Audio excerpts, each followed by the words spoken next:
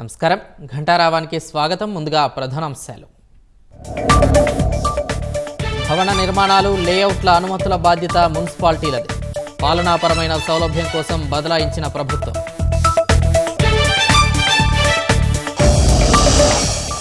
తిరుపతి ఘటన బాధాకరమన్న తెలుగుదేశం నేతలు. బాధితులకు పరిహారం చెక్కులు అందజేత.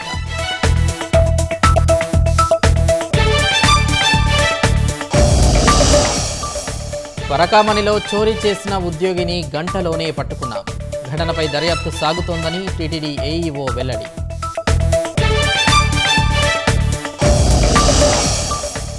ఢిల్లీలో మురికి వాడలను బీజేపీ ధ్వంసం చేస్తుందన్న కేజ్రీవాల్.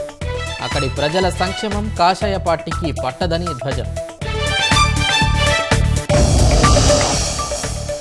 బాలికా విద్యా ప్రాధాన్యతను నొక్కి చెప్పిన పాక్ ప్రధాని. ముస్లిం దేశాలు దృష్టి పెట్టాలని షెహబాజ్ షరీఫ్ సూచన.